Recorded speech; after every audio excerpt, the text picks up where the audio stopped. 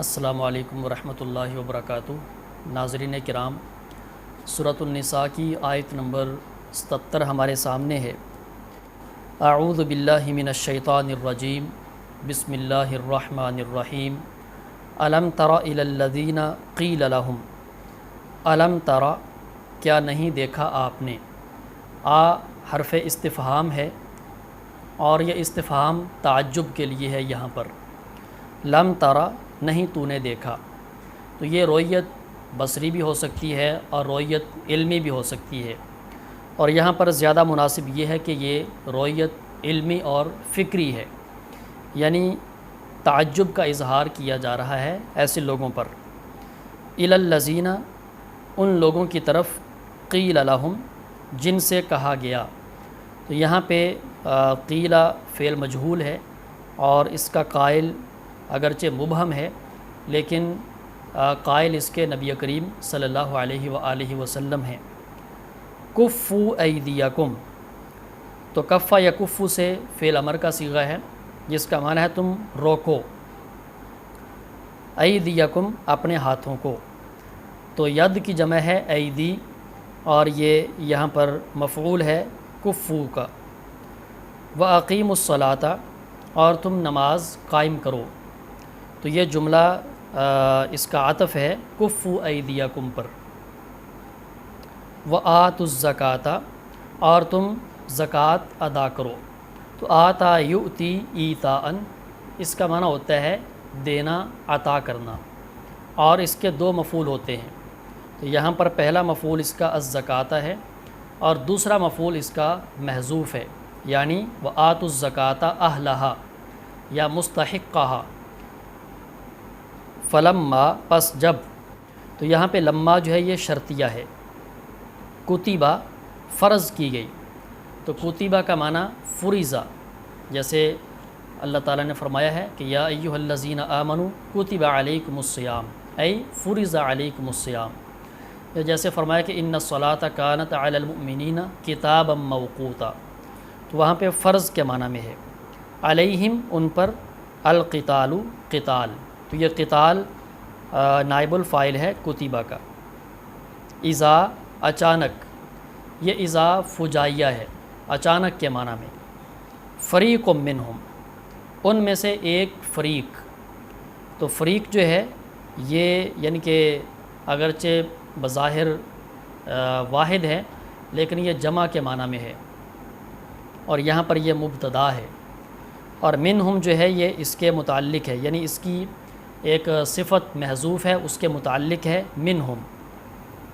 یخشون الناس، وہ ڈرتے ہیں لوگوں سے، کخشیت اللہ، جیسے ڈرنا ہو اللہ تعالیٰ سے، او اشد خشیتاً، یا اس سے بھی زیادہ ڈرنا۔ تو یخشون الناس کخشیت اللہ او اشد خشیہ، یہ پورا جملہ جو ہے یہ خبر ہے فریق منہم کی، اور یخشون یہ فعل مضارع ہے، خشیہ یخشا، اور الناس اس کا مفعول ہے۔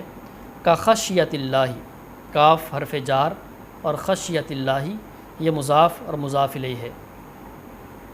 اور اسی طرح او اشد خشیتاً، تو اشد کا جو عطف ہے یہ خشیہ پر ہے، تو یہ یعنی کہ محلاً مجرور ہے، اگرچہ بظاہر اس کے اوپر زبر ہے، کیونکہ یہ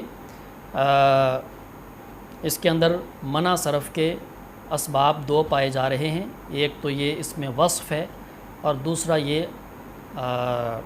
افعل کے وزن پر ہے، یعنی اس میں تفضیل کے وزن پر ہے۔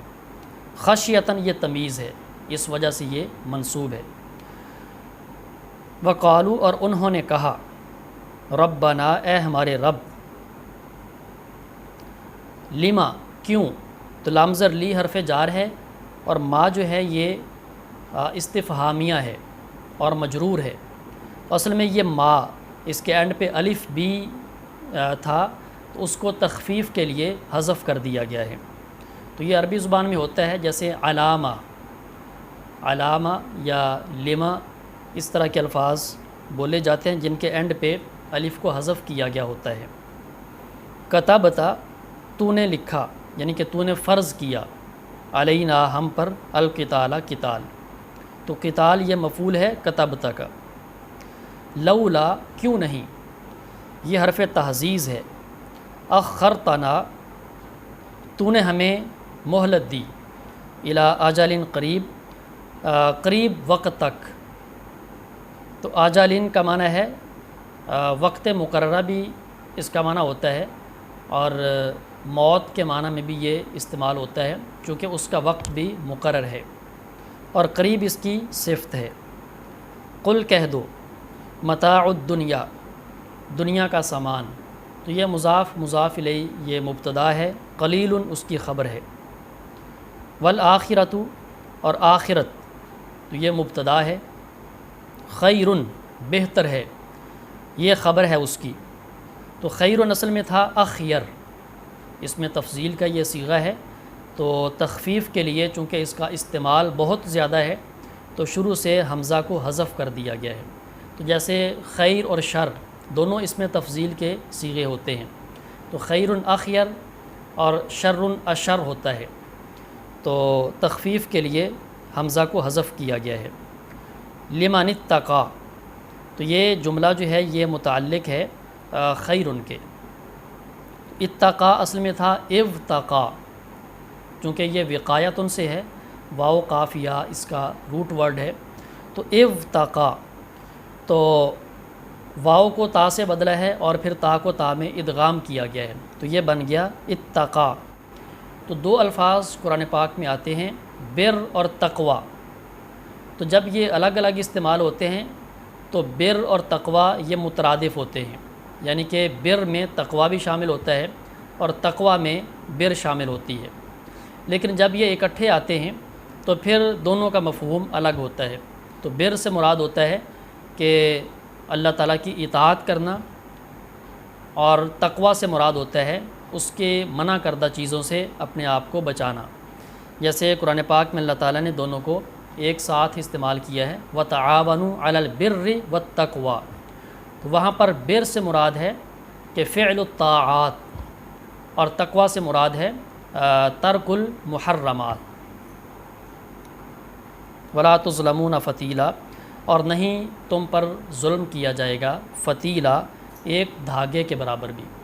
تو فتیل اس دھاگے کو کہا جاتا ہے جو کھجور کی گٹھلی کے کٹاؤ میں ہوتا ہے. تو اللہ تعالیٰ نے قرآن پاک میں کھجور کی گٹھلی کی 3 چیزوں کو بطور مثال بیان کیا ہے، یعنی کسی چیز کی حقارت اور قلت اور اس کے چھوٹے پن کو واضح کرنے کے لیے. ایک ہے فتیل، کھجور کی گٹھلی کا دھاگا. دوسرا ہے قطمیر، جو کھجور کی گٹھلی کے اوپر ایک جھلی ہوتی ہے، ایک پردہ سا ہوتا ہے. اور تیسرا ہے نقیر، جو کھجور کی گٹھلی کے بیک سائیڈ پر ایک چھوٹا سا سوراخ ہوتا ہے. تو تینوں کا اللہ تعالیٰ نے قرآن پاک میں استعمال کیا ہے کسی بھی چیز کی حقارت اور قلت کو واضح کرنے کے لیے. تو یہ اس آیت کی لفظی اور لغوی وضاحت ہے. اب آتے ہیں اس آیت میں اللہ تعالیٰ نے کون سے احکام و مسائل کو بیان فرمایا ہے. تو آیت نمبر 77 میں سب سے پہلا مسئلہ یہ ہے کہ اللہ تعالیٰ نے اس میں نماز اور زکوٰۃ کو جہاد کے ساتھ ملا کر بیان کیا ہے. گویا کہ ان دونوں کا جہاد کے ساتھ گہرا تعلق ہے کہ جو بندہ جہاد کرنا چاہتا ہے تو جہاد کی ٹریننگ سے زیادہ ضروری ہے کہ پہلے وہ نماز پڑھے، زکوٰۃ دے. تو جب تک وہ نمازی نہیں بنتا اور زکوٰۃ نہیں دیتا اس وقت تک وہ صحیح معنوں میں جہاد بھی نہیں کر سکتا. تو نماز پڑھنے سے اللہ سے تعلق قائم ہوتا ہے، للہیت آتی ہے، نظم و ضبط پیدا ہوتا ہے، اور زکوٰۃ دینے سے انفاق فی سبیل اللہ کا جذبہ پیدا ہوتا ہے. اور یہ دونوں چیزوں کی جہاد میں اشد ضرورت ہوتی ہے. تو لہٰذا جو بندہ جہاد جیسا عظیم کام کرنا چاہتا ہے یا اسلام کی دعوت و تبلیغ کا کام کرنا چاہتا ہے وہ پہلے نماز پڑھے اور زکوٰۃ دے. اگر وہ نماز نہیں پڑھتا، زکوٰۃ نہیں دیتا تو وہ کیا کرے گا؟ وہ کون سا جہاد کر سکتا ہے اور وہ کون سے دین کی تبلیغ کر سکتا ہے؟ دوسرا اہم مسئلہ اس میں یہ ہے کہ بعض اوقات انسان جلد بازی کرتا ہے اور جلدی میں کوئی چیز مانگتا ہے، لیکن جب کوئی واقعہ رونما ہوتا ہے، وہ چیز سامنے آ جاتی ہے تو پھر انسان پیچھے ہٹتا ہے، تو یہ رویہ نہیں ہونا چاہیے۔ اب جیسے یہاں پہ پہلے جہاد کی طلب کی گئی کہ جہاد کیوں فرض نہیں کیا جاتا، تو جب جہاد کا حکم نازل ہوا تو یہ منافقین پیچھے ہٹنا شروع ہو گئے، تو ایسا رویہ درست نہیں ہے۔ اسی لیے نبی علیہ السلام نے فرمایا کہ لا تتمنوا لقاء العدو واسألوا اللہ العافیہ، دشمن سے ملاقات کی تمنا نہ کرو بلکہ اللہ تعالیٰ سے عافیت مانگا کرو۔ فَإِذَا لَقِيتُمُوهُمْ فَاصْبِرُوا، ہاں جب تمہارا دشمن کے ساتھ مقابلہ ہو جائے پھر صبر کرو۔ تیسرا اہم مسئلہ یہ ہے کہ جہاد اصلاً تو فرض کفایہ ہے، یہ فرض عین نہیں ہے، لیکن بعض اوقات یہ فرض عین ہو جاتا ہے، اور 4 مقامات ایسے ہیں کہ جہاں پر یہ فرض عین ہو جاتا ہے۔ پہلا مقام یہ ہے کہ میدان جنگ میں جب بندہ صف میں کھڑا ہو اس بندے پر جہاد فرض عین ہوتا ہے۔ اگر وہ میدان چھوڑ کر بھاگتا ہے، پیٹھ دکھاتا ہے، تو وہ گناہ کبیرہ کا مرتکب ہوتا ہے، تو گویا کہ پیٹھ پھیر کر بھاگنا اس کے لیے حرام ہوتا ہے۔ دوسرا ہے کہ جب دشمن محاصرہ کر لے تو اپنے دفاع کے لیے جہاد فرض ہو جاتا ہے۔ تیسرا موقع ہے کہ جب امام اور حاکم کی طرف سے اعلان عام ہو جائے، نفیر عام ہو جائے، تو جہاد فرض عین ہو جاتا ہے۔ اور چوتھا موقع یہ ہے کہ جب کسی بندے کی جہاد کے لیے ضرورت ہو، مثال کے طور پر کوئی بندہ ایسا اسلحہ بنانا جانتا ہے کہ جس کا علم اس کے سوا کسی کو نہیں ہے، اس بندے پر جہاد فرض عین ہو جاتا ہے کہ وہ اسلحہ بنائے اور وہ مہیا کرے۔ تو یہ 4 مقامات ایسے ہیں یا 4 مواقع ایسے ہیں کہ جن میں جہاد فرض عین ہوتا ہے، باقی یہ فرض کفایہ ہے۔ چوتھا اہم مسئلہ یہ ہے کہ جو لوگ لوگوں سے ڈرتے ہیں، اللہ تعالیٰ نے ان کی مذمت کی ہے۔ یخشون الناس کخشیۃ اللہ او اشد خشیہ، یہ الفاظ بول کر مذمت کی ہے۔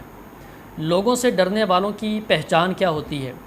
تو پہچان یہ ہے کہ وہ لوگوں کے ڈر سے یا تو اللہ تعالیٰ کا کوئی فریضہ چھوڑ دیتے ہیں یا کسی حرام کا ارتکاب کر لیتے ہیں کہ لوگ کیا کہیں گے۔